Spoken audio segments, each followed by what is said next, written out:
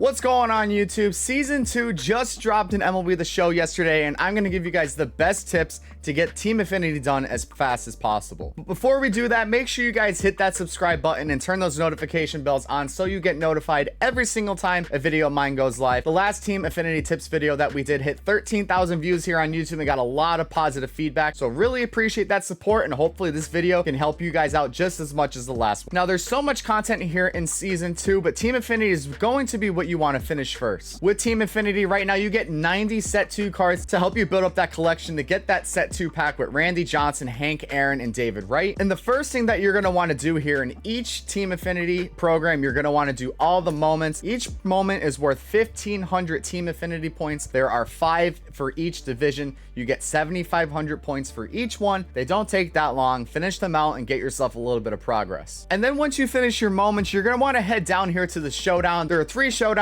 one for the East, one for the Central, and one for the West. These ones are very simple. I flew through them. They didn't take me more than 20-25 minutes. I thought they were very easy this time around, and you get 20,000 Team Affinity points to build up that progress. And again, once you finish Showdown and once you finish your moments, you will be at 27,500 Team Affinity points. So at that point here, you will have already unlocked a Future Stars card and a Captain card, so you can start working on those PXP missions next, which I'm going to talk about here. So once you finish the missions and the Showdown, you should have at least 1 Captain card and 1 Future Stars card for each division, leaving you with 12 cards. So the next thing you're going to want to do is you scroll on here to the Conquest. Again, it's just like Showdown. There is 1 for the East, 1 for the Central, and 1 for the West. As you guys can see here, I've already started the East board last night, and I have about half of it done. I'm working my way through it, and the best way to do this is you're going to take those Future Stars cards and those Captain cards, and you're going to throw them into your lineup on Conquest. The Captain cards, each mission gives you 3,500 Team Affinity points, so it gives you a nice little boost,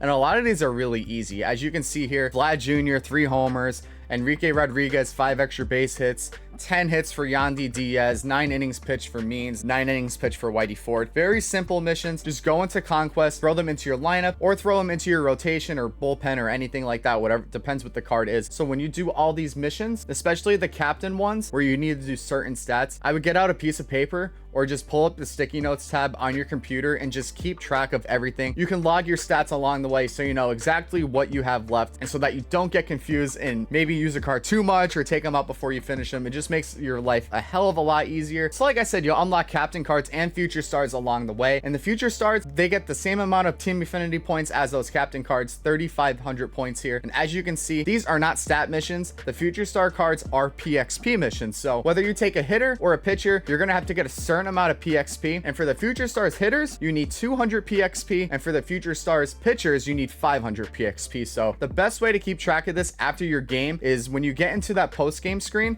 there'll be a little tab there where it says parallel progress, and you can just keep track of exactly how much you need, how much you earned. Do a little simple math. It makes your life so much easier. The PXP missions are a little bit easier this time around. In Team Affinity set 1, we had to get 600 PXP, which pitchers. This time around, it's 500 PXP. And if you're playing on Conquest on All-Star, you really only need to get a couple hits. It won't take that long. And by the time you complete the Conquest board and you finish some of these Captain stat missions and these Future Star missions, you should be able to unlock at least 1 Incognito series card from the Team Affinities. I personally think the most efficient way to get these done is to try to get as many hitters as you can out of these packs early on. With pitchers, you're kind of limited. You know, you have to get that PXP with them. It's only 1 card. With the hitters, you can build out your lineup. There's a lot of Team Affinity points that you get for those. Yeah, you can do a team build mission and you get 5,000. You basically got to fill out your whole squad with players from that team. With these Captain stat missions and the Future Stars missions as well, each one's only 3,500,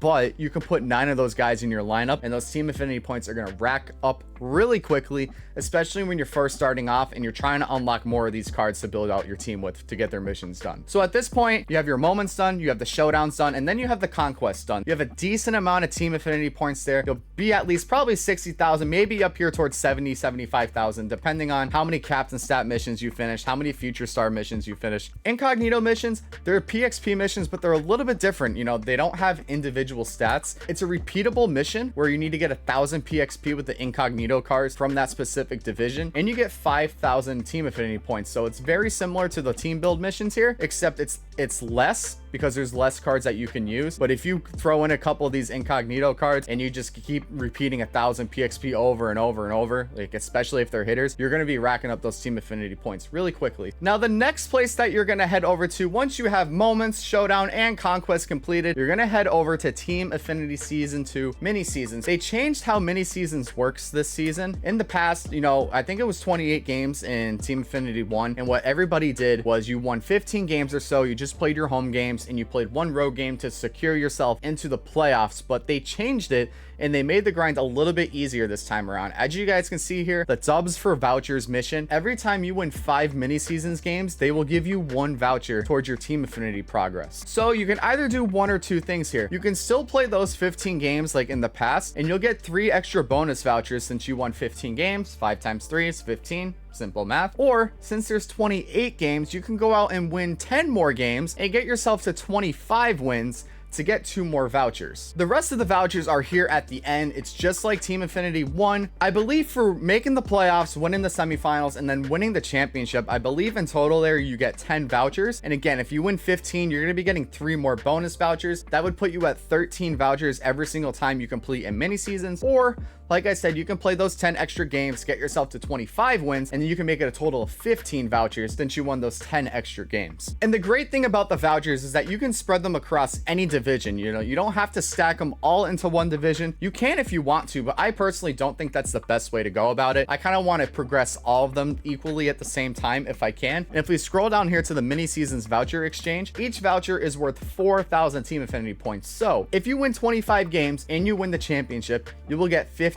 vouchers. So in total, you'll be able to spread 60,000 Team Affinity points across any single division. Like I said, you can put that all into one division, or you can divide it equally amongst them. If you just play 15 games and you get 13 vouchers, you lose 8,000 points towards Team Affinity. But again, it's 10 less games and you get 13 vouchers total, a total of 52,000 Team Affinity points. For me personally, when I'm playing these games on mini seasons, I'm rookie in that crazy stadium with max elevation or whatever, 10 extra mini seasons games seems like a lot. And for 8,000 Team Affinity points progress, I just don't think it's worth it for me. You know, you're going to be getting a lot of those repeatable missions done anyways once you're towards the end of the Team Affinity here. I just want to get the bundles. The 2 extra vouchers is nice, but 10 games on rookie, it is going to take a while, especially when you're grinding those PXP missions, those stat missions, the repeatable PXP missions, etc. So, but if you want to play those extra 10 games, you will get 8,000 more Team Affinity points. So at some point here, you're not going to have any captains left to do.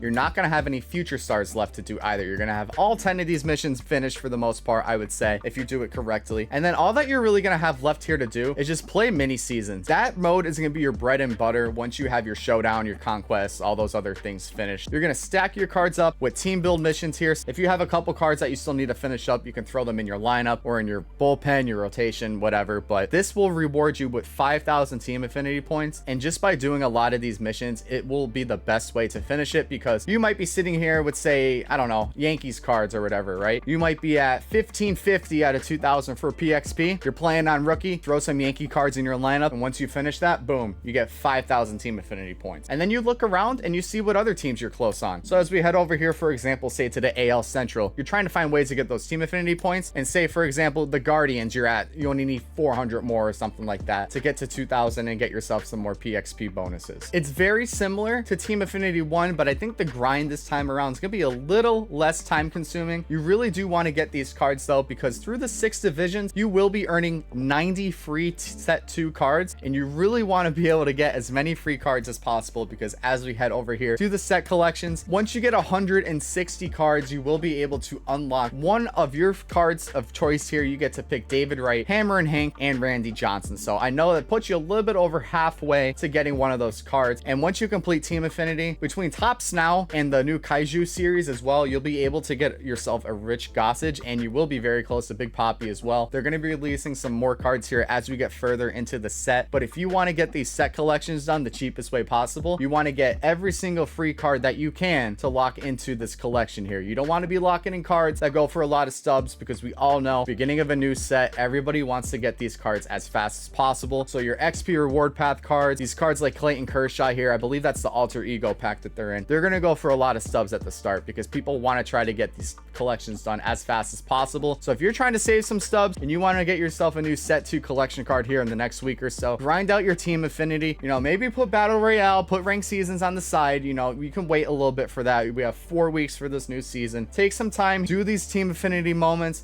do the showdowns, do the conquests, and just finish these cards, because the faster that you get this done, the faster you can get one of those 3 set collection cards on your team. And lastly here, a couple things I want to talk about here to avoid, in my opinion. I know they added more exchanges for each of the Team Affinities, and while maybe when you're at the end, if you only have like a couple thousand here that you need to get along the way, if you have the cards, you know, the market is already kind of dead with live series cards the way it is. It might be worth it to maybe do some of these small ones at the very end. I wouldn't do them at the start because I think they're a scam. I think having to lock in 300,000 live series cards for 10,000 Team Affinity points is a little crazy. You know, these are here if you want to do them, but I just don't think it's worth it in my opinion. I would stay away from these, and I would also really would not do March to October either, because while you do get a lot of points here, you know, it does look enticing. If you do it on Legend, it says you can get an average of 105,000 Team Affinity progress, which is nice, I guess, but by doing that, you cannot earn any captain stat missions. There's no PXP bonuses, there's no future star missions, etc. You guys get the point. And say, for example, if you do the Yankees, right, you only get that progress towards the AL East. It doesn't go towards any other division. So if you want to do it, you would have to do 6 March to Octobers, and that's really time consuming. So I would not do March to October. So there you have it. I hope you guys enjoyed today's video, and I hope I was able to give you guys some tips to help out your Team Affinity grinding journey. So if you guys enjoyed the video, be sure to drop a like, and I will see you guys next time.